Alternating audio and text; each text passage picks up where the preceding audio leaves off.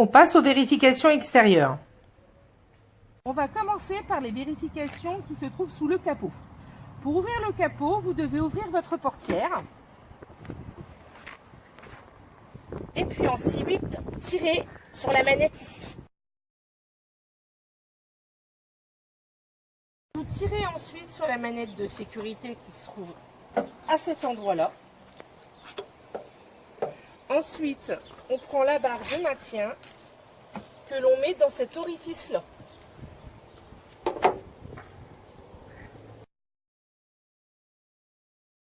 Le remplissage du liquide de refroidissement s'effectue ici. Le danger si l'on complète ce niveau lorsque le moteur est chaud est à risque de brûlure. Ensuite, on va passer au remplissage du liquide lave-glace qui se situe ici. On utilise un produit spécial l'hiver pour qu'il ne gèle pas. S'il n'y a plus de liquide lave-glace, vous risquez une mauvaise visibilité. Le remplissage de l'huile moteur s'effectue ici. Pour contrôler le niveau d'huile moteur, vous devez tirer la languette.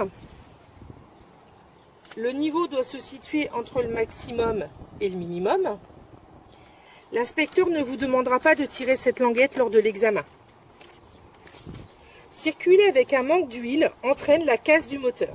Le contrôle du niveau du liquide de frein se vérifie ici, entre le minimum et le maximum. Si le niveau est insuffisant, vous aurez une perte de freinage totale ou partielle. On passe à la batterie qui se trouve ici. En cas de panne de batterie, plusieurs solutions sont possibles. Ou on la remplace, ou alors on la branche avec des câbles, le plus sur le plus, le moins sur le moins, à une autre batterie. Pour le changement des ampoules à l'avant du véhicule, ça se situe ici. Si vous avez un des deux feux de croisement qui ne fonctionne plus, vous risquez une mauvaise visibilité ou d'être confondu avec un deux roues.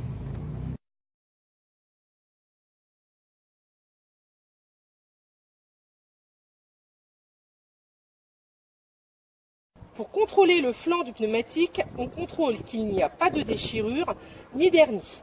Le flanc se situe ici. Pour connaître la pression préconisée, on regarde dans la portière conducteur. Je vous montrerai ça après. Le repère du témoin d'usure se trouve là. Ce sont les lettres TWI.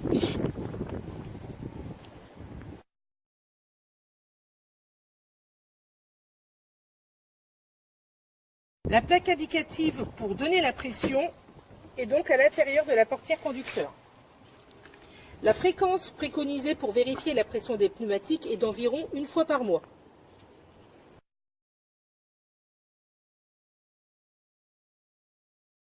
On passe au feu. L'inspecteur va vous demander de contrôler l'état, la propreté et le fonctionnement d'un feu. On vérifiera donc s'il est en bon état, s'il est propre et s'il fonctionne. Par exemple, on va vous demander de contrôler l'état, la propreté et le fonctionnement du ou des feux de brouillard arrière.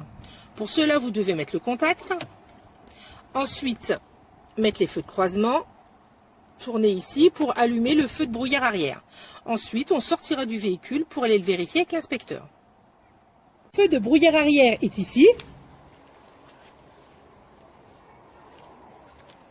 Il est en bon état car il n'est pas cassé. Il est propre et il fonctionne bien car l'ampoule est bien allumée. Aux autres feux, on va faire les clignotants. Donc il y en a un à l'arrière, un sur le rétroviseur et le dernier à l'avant. Donc ils sont propres, ils fonctionnent et ils ne sont pas cassés. Un clignotement rapide signifie une ampoule qui ne fonctionne plus. Les feux de détresse, on les vérifie à l'avant et à l'arrière. Ici et ici. On les utilise en cas de panne, d'accident ou de fort ralentissement.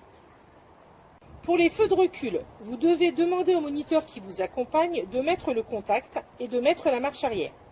Et vous vérifiez avec l'inspecteur. Il est propre, il fonctionne.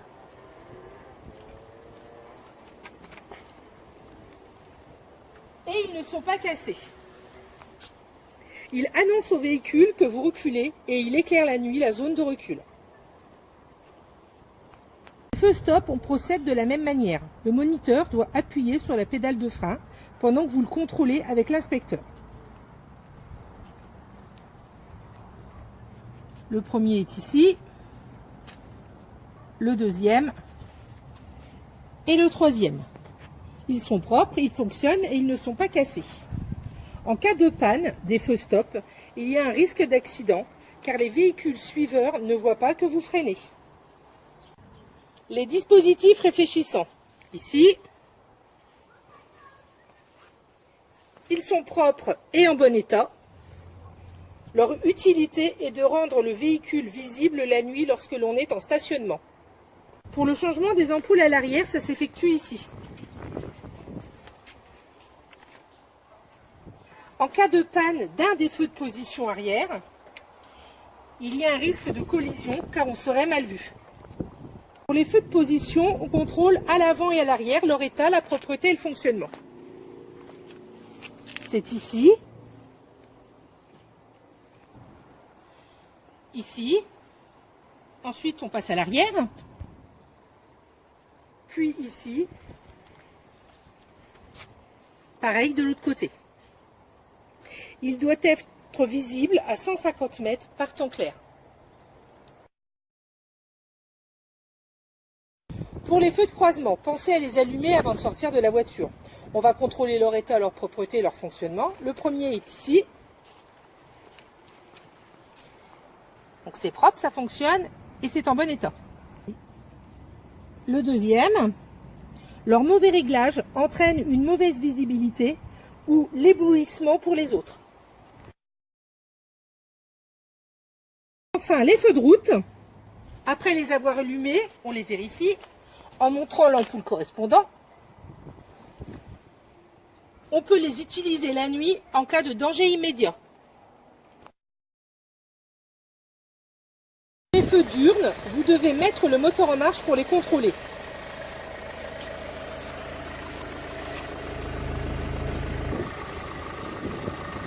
Ce sont des feux de jour qui servent à être visibles.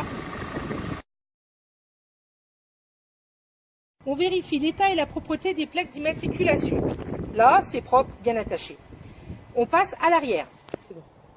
Si on transporte un vélo à l'arrière, on s'assure que la plaque soit bien visible. Pour l'éclairage de la plaque, pensez à mettre les feux de croisement. Les ampoules éclairent, c'est donc bon. Si ce dispositif ne fonctionne pas lors d'un contrôle technique, cela entraîne une contre-visite. On peut vous demander d'ouvrir la trappe à carburant et de vérifier sa bonne fermeture. C'est bon. Lors du remplissage, on prend des précautions. Pas de cigarette, pas de portable, le bon carburant et moteur éteint. La sécurité enfant. Si elle est enclenchée, on peut ouvrir la porte de l'extérieur, mais pas de l'intérieur. Les gicleurs de lave-glace sont là. En cas de panne, cela entraîne une mauvaise visibilité car on ne peut pas nettoyer le pare-brise. Contrôlez les essuie-glaces. On les décolle légèrement du pare-brise. On passe sa main pour vérifier qu'ils sont en bon état. Là, c'est bon. Puis celui-ci, c'est bon également. On passe à l'arrière. À l'arrière, s'ils sont défectueux, en cas de pluie, on aura une mauvaise visibilité. Le triangle de présignalisation est dans le coffre. On ne l'utilise pas sur l'autoroute. Pour finir, on peut vous demander d'ouvrir ou de fermer le coffre.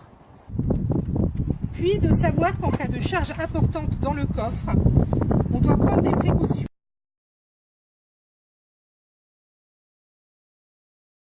Le risque de circuler avec des objets sur la plage arrière entraîne une mauvaise visibilité vers l'arrière et un risque de projection en cas de freinage brusque.